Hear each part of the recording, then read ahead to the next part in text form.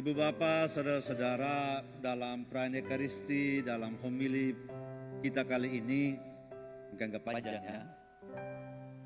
Pertama tentang surat atau pesan Paus dalam rangka Hari Komunikasi Sosial sedunia yang ke-58, dan yang kedua lanjutan dari pendalaman kita minggu yang lalu tentang bulan liturgi nasional dengan tema yang kedua yaitu Komuni Suci dalam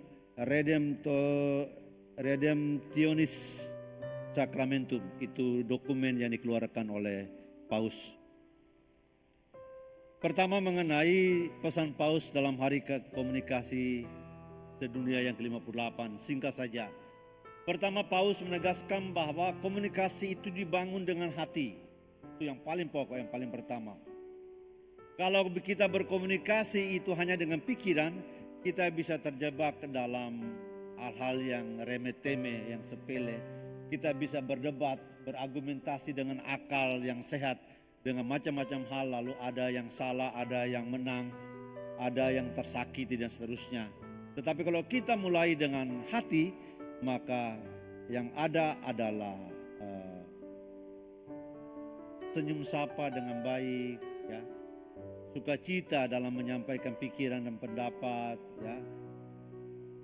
Kemudian yang tersisa dari perjumpaan dan komunikasi itu adalah kebaikan, sukacita dan kegembiraan. Itu kalau kita mulai dengan hati.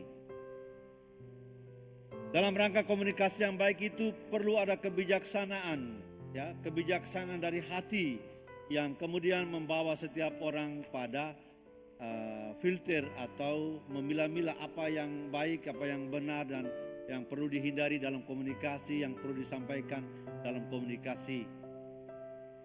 Paus menyinggung soal kecerdasan artifisial, hal-hal yang dihasilkan dari media sosial yang begitu luar biasa. Kita tidak mengerti bahasa Cina, tetapi kita bisa berkomunikasi dengan orang di Tiongkok dengan membuka aplikasi di HP penerjemah bahasa Tionghoa ke bahasa Indonesia. Bisa begitu, itu kecerdasan artifisial. Tetapi kita ada banyak kemungkinan yang bisa terjadi, maka perlu kebijaksanaan.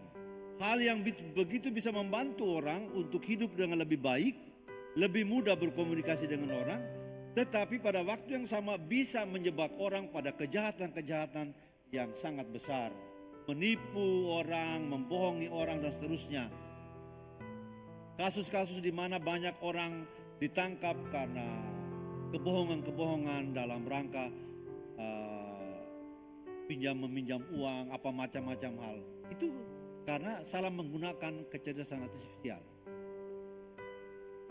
Maka Paus mengatakan bahwa kita mulai dari hati dengan kebijaksanaan yang manusiawi, dan komunikasi kita itu harus sungguh-sungguh memanusiawikan orang, yang berciri manusiawi, itu yang dikatakan.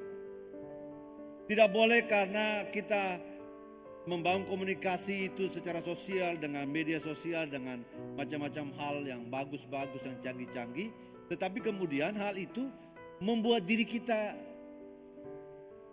terlantar, ya, misalnya menjadi susah hidup, tidak manusiawi. Atau membuat orang lain menjadi marah, tersinggung dan seterusnya, tidak manusiawi. Maka Paus mengatakan bahwa banyak orang kaya dalam rangka hidup berteknologi, tetapi miskin dalam kemanusiaan. Dalam surat yang itu Paus mengatakan itu. Oleh karena itu kita harus bijaksana, cerdas dalam menggunakan media sosial, kecerdasan artifisial. Kita harus dengan kebijaksanaan dari hati untuk menjalaninya dengan baik. Dan Paus mengatakan kita tidak boleh tertutup oleh kemajuan teknologi dan kecanggihan yang ada sekarang. Kita harus terbuka, tetapi juga tidak mudah untuk berdiskusi dengan hal-hal yang akan meruntuhkan moral kita, hal-hal yang akan merugikan iman kita, hal-hal yang akan memperkedil kemanusiaan kita di dalam relasi sosial kita. Nah, Ibu Bapak dan Saudara, kita harus berjuang supaya apa saja alat-alat komunikasi yang kita miliki, terutama media sosial, itu harus kita gunakan dengan hati dan penuh kebijaksanaan dan memanusiawikan kita semua. Itu dari Paus. Berikutnya dari tema bulan liturgi nasional. Minggu yang lalu tema pertama adalah menghadiri Ekaristi dengan baik, dengan dua subtema besar, yaitu partisipasi aktif umat dan keheningan dalam Ekaristi. Tema kedua adalah komuni suci dalam dokumen yang dikeluarkan oleh Paus, Redemptionis Sacramentum. Pertama, dalam tradisi gereja, pengertian komuni itu dari bahasa Latin, communio. Itu berarti kebersamaan, persekutuan, partisipasi, tetapi lebih pada kesatuan. Kalau dalam rangka komuni dalam rangka Ekaristi, maka kesatuan Kristus atau kesatuan kita umat beriman dengan Kristus dalam rangka menerima tubuh Kristus. Ya. Nah, komuni itu terjadi di dalam Ekaristi, dalam rangka situasi yang biasa. Dalam situasi yang tidak biasa bisa bahwa orang menerima komuni di luar misa, misalnya orang sakit, orang tua dan jompo tidak bisa ke gereja, maka pastor atau prodiakon yang mengantar itu ke rumah. Itu dalam situasi yang tidak biasa. Tetapi dalam hal yang normal, maka komuni hanya bisa terjadi di dalam Ekaristi. Seorang pastor pun tidak bisa komuni sendiri tiap hari dan hanya mengambil hosti dan tabernakel untuk makan. Tidak bisa. Harus dalam rangka Ekaristi. Tidak bisa mentang-mentang pastor setiap jam makan 1 biji, setiap jam makan, tidak bisa. Ada aturannya. Nah, Ekaristi itu menjadi puncak dalam Lumen Gentium. Dalam dokumen Lumen Gentium itu di dokumen dihasilkan oleh Konsili Vatikan kedua, dikatakan bahwa Ekaristi itu adalah puncak dan sumber keseluruhan hidup Kristiani. Puncak dan sumber, paling tinggi, paling bernilai, dan menjadi dasar, sumber dari kehidupan kita. Ya. Dan itu dirayakan dalam kesatuan dengan gereja universal, dengan gereja di Roma, dengan gereja Vatikan, dengan seluruh gereja di dunia. Kita tidak bisa misalnya kita paroki gotong-gotong merayakan Ekaristi sendiri. Tidak ada hubungannya. Paus tidak usah didoakan dalam Ekaristi, doa umat kita bikin sendiri. Tidak bisa. Harus semua dalam kesatuan dengan gereja semesta. Gereja seluruh dunia yang ditetapkan oleh, maka doa umat itu di mana-mana begitu. Kita bisa tambahi untuk orang yang sudah meninggal kita doakan. Tetapi intensinya begitu. Kitab sucinya begitu. Misa hari ini, kalau ada di gereja lain yang misa hari ini jam 8 pagi seperti kita, maka hari ini mereka membaca kitab suci yang sama dengan kita baca dan kita dengarkan hari ini. Tidak ada yang lain. Di Amerika, di Afrika, di Amerika Latin, di Cina, di mana saja dibaca. Gereja Katolik membaca bacaan yang sama saja. Oleh karena itu kita orang Katolik, kemana-mana kita ke gereja Katolik, kita tidak susah. Karena semuanya sama saja. Jadi Ekaristi itu dirayakan dalam kesatuan dengan gereja semesta, gereja universal. Tidak bisa kita bikin sendiri-sendiri. Itu kalau ada pastor yang bikin sendiri-sendiri mungkin dia bikin obatnya agak sudah kurang-kurang gitu. Jadi perlu dibawa ke rumah sakit Dadi mungkin.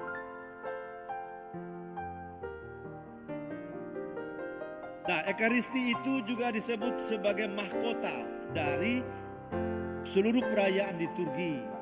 Ya. Maka Bapak Ibu dan Saudara, kamu boleh sembahyang 10 kali sehari di rumahmu. Kamu boleh sembahyang novena 3 Salam Maria itu sepanjang tahun. Kamu boleh sembahyang apa saja sepanjang tahun. Tetapi kalau kamu tidak merayakan Ekaristi, itu tidak benar. itu artinya hidupmu tidak sampai di puncak. Itu berarti kamu tidak bisa mendapatkan sumber hidup yang utuh dari Allah. Karena dikatakan Ekaristi adalah sumber dari kehidupan kita orang beriman. Itu. Oleh karena itu harus dipahami bahwa kalau ada acara lain, misalnya kita bisa jam 6:30 malam besok bisa novena Pentakosta. Ada juga besok itu hari Senin doa Legio Maria. Sudah biasa sepanjang tahun itu. Tetapi kalau memilih, maka waktunya Legio Maria harus diundurkan, misalnya dimulai jam 4 sore supaya bisa ikut misa jam 6:30, atau sesudah misa jam 6:30 baru Legio Maria jam 8 malam misalnya. Jadi yang utama itu Ekaristi. Bukan karena kami Legio jadi kami tidak bisa berdoa. Salah itu, salah sekali, salah. Juga kalau ada kegiatan lain, karismatik. Ada misa di sini tapi mereka karismatik, itu salah. Baru-baru ini saya bilang sama mereka, kamu lakukan saja karena sudah terlanjur undang orang, jadi mulai saja. Tetapi sebenarnya tidak boleh. Yang utama itu Ekaristi. Ada beberapa juga kegiatan, misalnya pembinaan perkawinan, apalagi pembinaan calon krisma, katekumenat. Kalau waktunya bersamaan dengan misa, misa harus diutamakan, bukan pertemuan itu. Semua harus memahami ini ya. Ekaristi itu pokok dari seluruh kegiatan liturgi, pokok dari seluruh kegiatan gereja nih, itu Ekaristi. Maka Ekaristi harus mendapat pilihan utama, bukan yang lain. Nah, Ibu Bapak dan Saudara, dalam rangka komuni, gereja menetapkan syarat-syarat untuk komuni. Ya. Ada syarat-syarat untuk orang boleh menerima komuni. Pertama, orang yang boleh komuni adalah harus berada dalam keadaan rahmat. Itu artinya tidak dalam keadaan dosa, apalagi dosa besar. Dia harus sudah dibaptis dan diterima sebagai anggota gereja Katolik. Jadi orang yang belum dibaptis tidak bisa komuni. Orang yang dibaptis di gereja Protestan tidak bisa komuni. Hanya dibaptis Katolik atau diterima secara resmi dalam gereja Katolik menjadi anggota gereja Katolik boleh komuni. Yang lain tidak boleh. Kalaupun ada yang ingin sekali, yang tidak dibaptis Katolik tetapi ingin sekali, maka harus dengan minta izin ke uskup. Pastor paroki harus minta izin. Saya pernah mengalami itu waktu saya pastor paroki di Labasa, di Muna sana. Di sana waktu saya pastor paroki di situ ada orang Belanda, orang Protestan. Dia ahli bahasa Muna. Jadi dia datang tinggal di situ bertahun-tahun untuk menerjemahkan bahasa kitab suci ke dalam bahasa Muna. Sekarang sudah ada kitab suci bahasa Muna. Diluncurkan waktu saya pastor paroki. Dia setiap hari Minggu kalau kita misa, dia misa, ikut misa. Karena di situ, di daerah situ jarang ada gereja Protestan. Jadi dia ikut di Katolik tiap hari Minggu. Suatu waktu dia sudah tinggal situ sudah bertahun-tahun sebelum saya datang. Tapi waktu saya itu satu waktu dia minta ke saya untuk komuni. Saya bilang, wah namanya Pak Rene. Pak Rene tunggu dulu, mungkin bulan depan ya, karena saya harus hubungi uskup. Minta uskup dulu, dia kenal baik dengan uskup. Selalu datang di keuskupan. Karena dia punya proyek penterjemahan kitab suci itu direkomendasikan oleh uskup. Saya minta sama uskup, lalu uskup memberikan izin, dia bilang 1 kali saja. Jadi dalam 1 kali saja dia komuni. Karena dia terkesan sekali, dia sungguh-sungguh meyakini bahwa itu adalah tubuh Kristus. Jadi saya tegaskan kembali, yang komuni itu hanya orang Katolik ya, dalam keadaan rahmat. Yang kedua, Jika seseorang sadar bahwa ia melakukan dosa berat, yang bersangkutan tidak boleh menerima komuni. Penerimaan bagi mereka yang berada dalam pelanggaran dosa berat dan hukuman gerejawi haruslah mengaku dosa terlebih dahulu dan memperoleh absolusi pengampunan dari otoritas gereja. Jadi orang yang melakukan dosa itu harus sakramen tobat dulu. Dosa berat itu apa? Dosa berat itu dengan sengaja dan sadar dan tahu memutuskan hubungan, menghancurkan cinta kasih di dalam hidupnya dalam rangka hidup dengan Allah. Itu dosa berat. Dosa berat itu Bapak Ibu 10 perintah Allah, itu dosa berat. Walaupun 10 perintah Allah itu juga kadarnya beda-beda. Menelantarkan orang tua ke hukum perintah Tuhan yang keempat ya. Hormatilah ibu bapamu. Menelantarkan seorang asing yang tidak kenal itu dosa. Tetapi lebih ringan.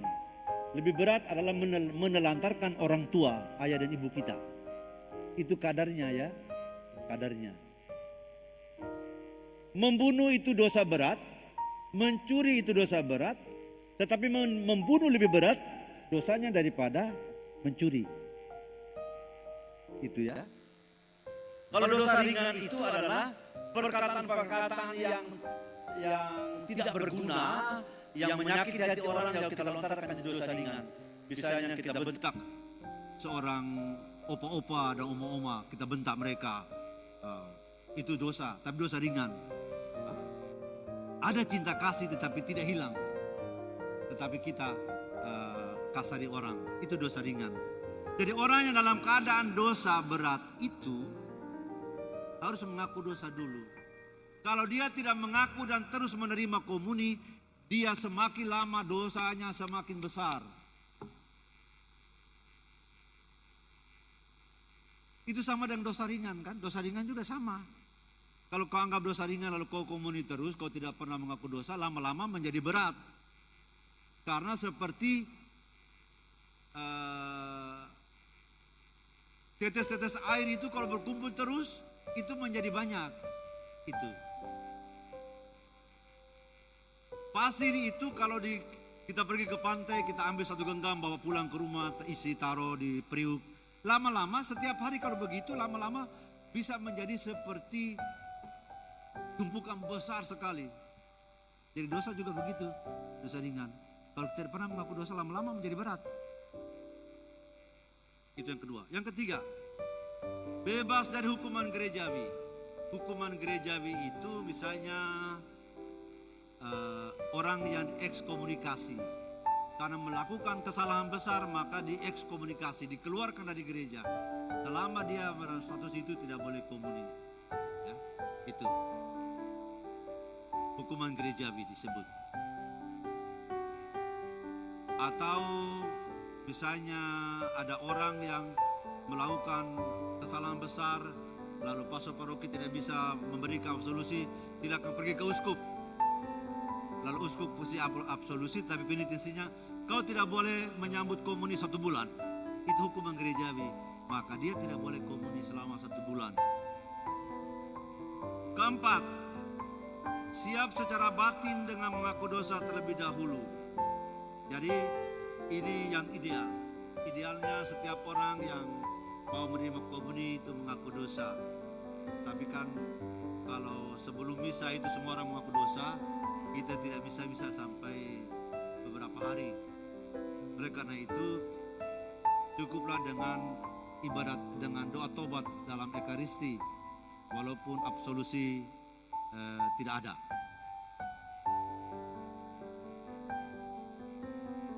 Yang kelima, umat beriman menyambut komuni dari hosti yang diberkati, dikonsekrir dalam misa oleh imam.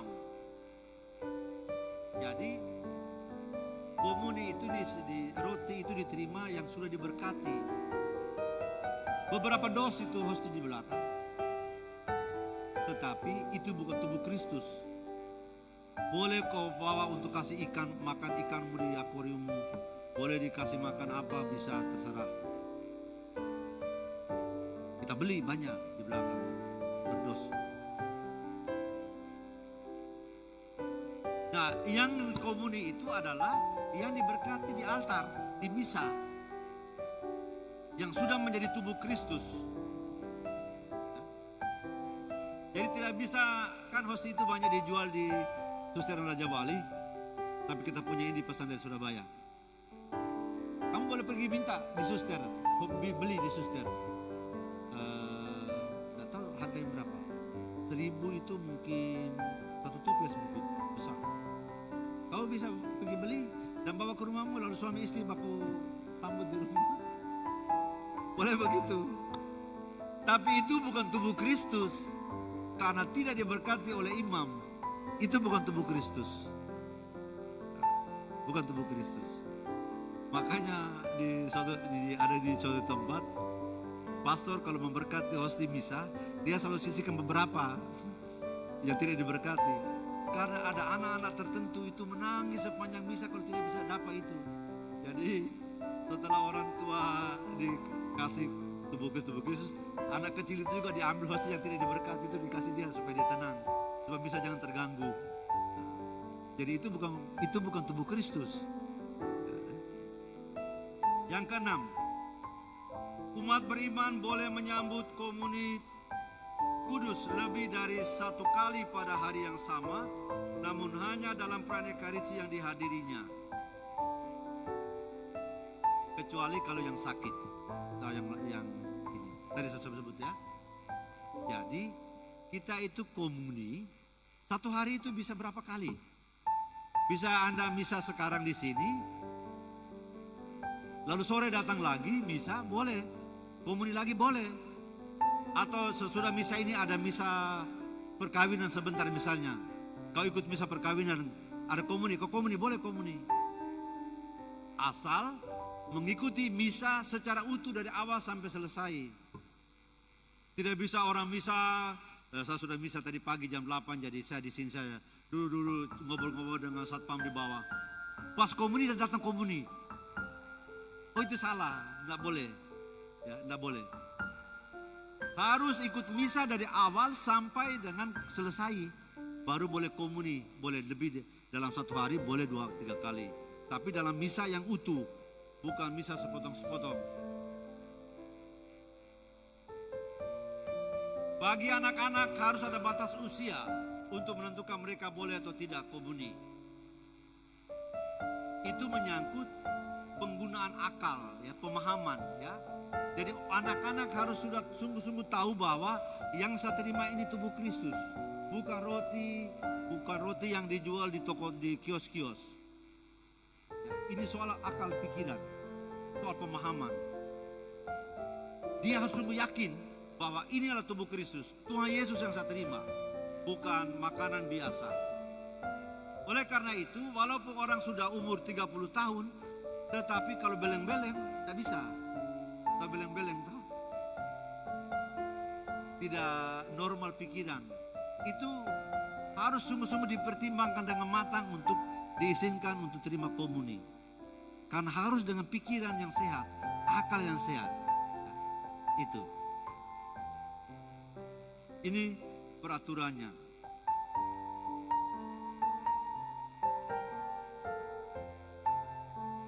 Setiap kali seorang imam merayakan misa kudus, ia harus menyambut komuni sebelum mereka membagikan kepada umat. Jadi, pastor yang mimpin Ekaristi harus komuni lebih dulu daripada prodiakon, daripada umat yang lain.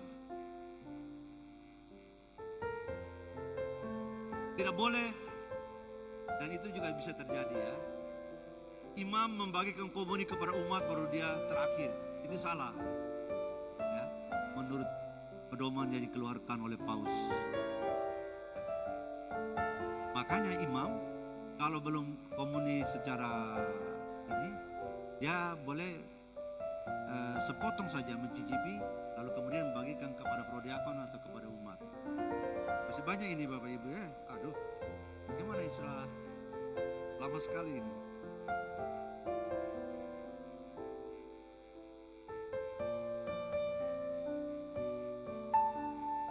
tidak usah lihat teks supaya jangan terlalu lama.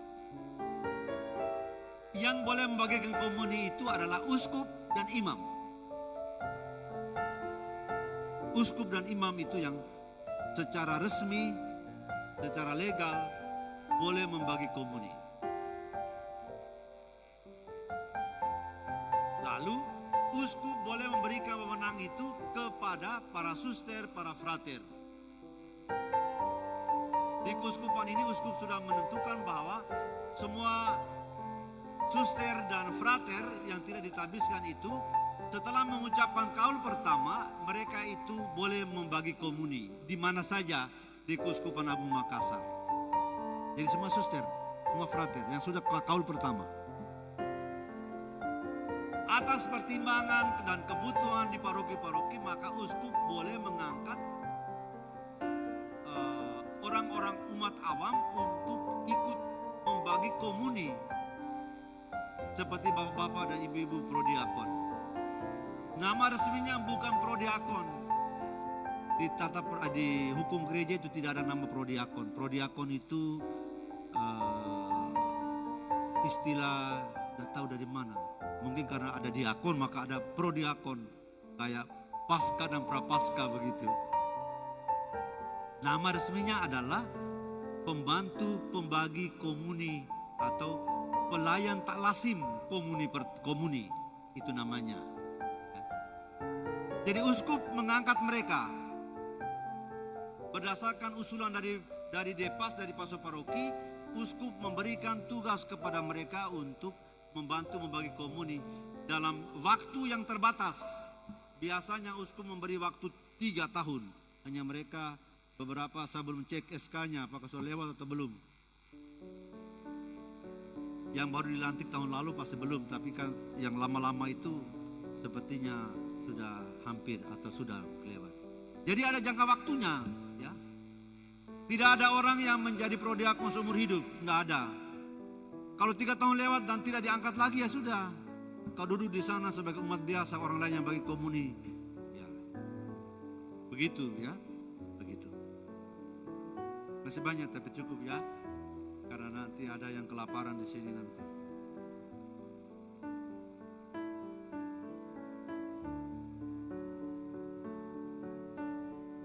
Satu yang penting juga, komuni 2 rupa itu dianjurkan kepada seluruh umat menerima tubuh dan darah Kristus. Itu dianjurkan. Tetapi praktisnya kita tidak bisa, karena kalau 2 rupa itu banyaknya ini, kita banyak sekali. Berapa lama misa itu persoalannya. Oleh karena itu ditempuhlah jalan tubuh Kristus saja. Apakah menerima tubuh Kristus tidak ada darahnya? Masa tidak ada darahnya? Ada darahnya. Seperti kita bilang tubuh itu lengkap, tubuh dan darah itu ya. Seperti kita punya tangan, tubuh ini. Apakah hanya tubuh saja? Tidak, ada darah di dalam. Demikian tubuh Kristus. Ada darah, maka menerima dengan tubuh Kristus, kamu bilang amin, itu adalah tubuh dan darah Kristus. Boleh dengan 2 rupa, tetapi hanya imam yang memberi. Umat tidak boleh langsung ambil dan mencelup. Jadi imam yang ambil celup, lalu umat tinggal membuka mulutnya, gitu ya. Itu 2 rupa. Boleh umat sendiri. Prodiakon pun tidak boleh. Para pengantin tidak boleh. Dulu kan selalu begitu toh, pengantin laki-laki dan perempuan saling suap pegang tubuh Kristus. Enggak boleh. Di sini ditulis, tapi saya tidak baca karena nanti terlalu lama. Tidak boleh. Jadi hanya kalau mau 2 rupa, imam yang mengambil dan membagikan.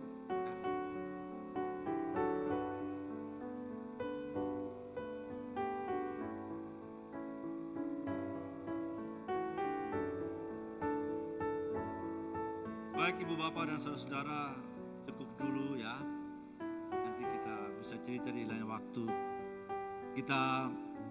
Saya harap bahwa beberapa catatan yang sudah disampaikan itu menjadi pegangan bagi kita semua dalam menghadiri Ekaristi di mana saja kita berada. Semoga Tuhan memberkati.